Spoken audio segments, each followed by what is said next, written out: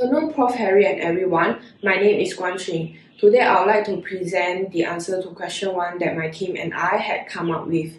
After purchasing 10 kilograms of Scarlet Emperor from MSL, ATL discovered the following. To begin with, MSL had sold the wrong seeds to ATL. The seeds germinated into bushes instead of vines that ATL was looking for originally. Second, MSL guaranteed that its special breed of Scarlet Emperor can produce 100 pounds per square foot. Due to a genetic anomaly in the seeds, it can only produce 50 pounds per square foot. Third, MSL assured ATL that their seeds are produced and progressed using pure organic methods. Unfortunately, due to a puncture in the container in which the seeds were kept, chemical components not commonly found in organic seeds were present in the beans produced. This means that the beans were no longer 100% organic. Finally, ATL breached a few contracts with its clients as only 25% of required yield was produced, which was insufficient to supply to all its clients, resulting in a loss of around $15,000. The aforementioned facts led to ATL making a claims against MSL.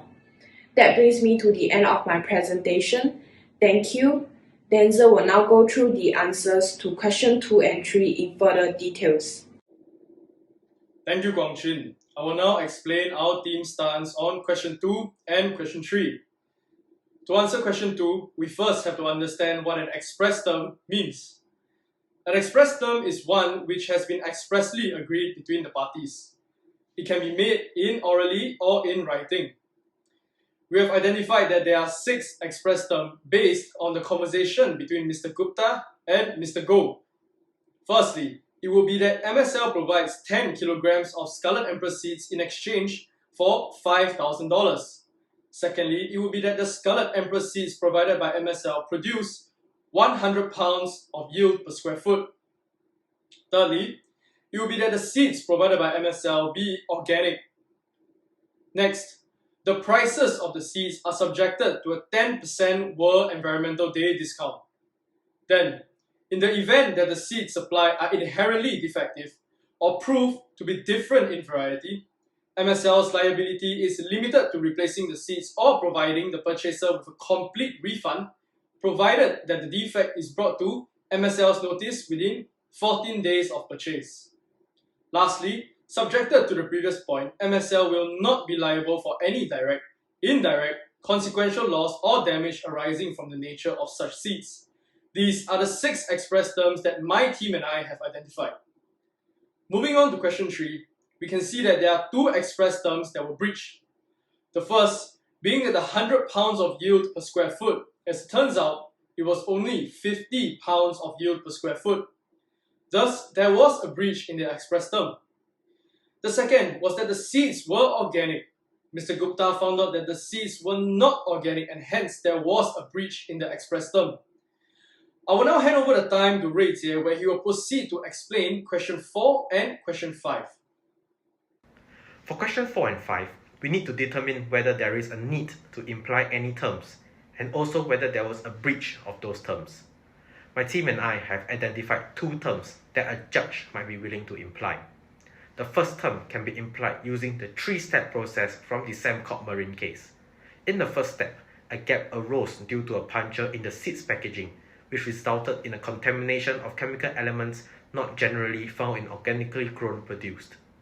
In the second step, an implied term is deemed necessary to give the contract efficacy because ATL only sources for 100% organic seeds and MSL only produces and processes seeds using pure organic methods. It would therefore make sense that both parties would want the seeds to be in organic forms with no non-organic compounds. And if there were to be any non-organic compounds, both parties would not have gone into contract with each other.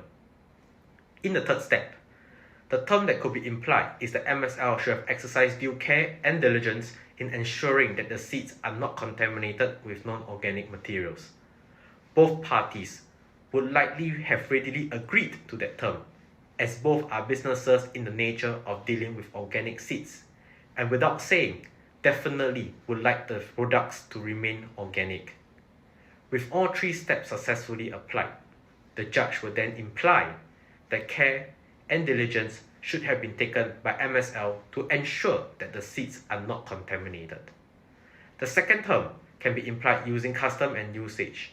A gap arose when the seeds sold by MSL germinated into bushes and not vines. Even though there were no specification in the receipt on what type of forms of seeds would be given, Gupta from ATL mentioned explicitly that he was purchasing seeds for their vertical garden.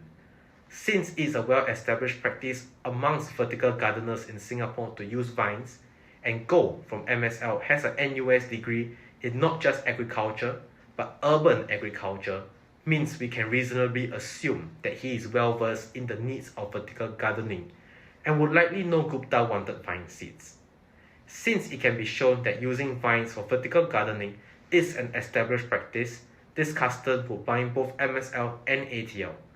Therefore, the judge can imply a term that MSL was to sell vine seeds to ATL and not bush seeds.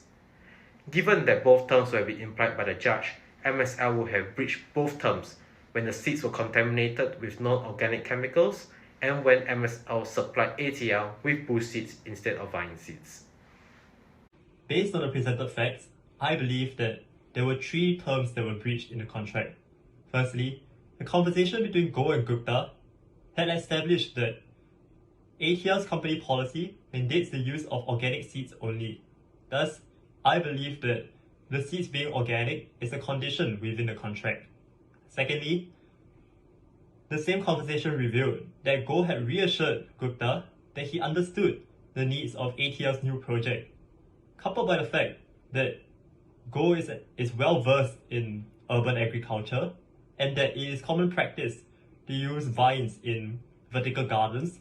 I believe that the seeds being in vine form is another condition in the contract. By contrast, the year of the seed had not been mentioned anywhere else in the contract other than the oral promise that the seeds provided by MSL could produce 100 pounds of yield per square foot. Thus, I believe that the yield of the seed is actually a warranty rather than a condition. Now, let us examine the four scenarios as set out in the RDC case. Firstly, a party is able to terminate a contract if the right to terminate is explicitly stated in the contract itself. Secondly, a party can terminate a contract if the guilty party renounces the contract.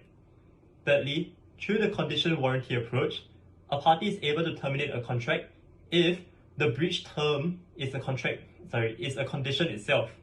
Otherwise, through the Hong Kong Fur approach, the party is able to terminate a contract if the consequences of the breach term is severe enough. Now back to the question. ATL may want to terminate its contract with MSL. Thus, it is necessary to apply the situations in the RDC case. Thank you.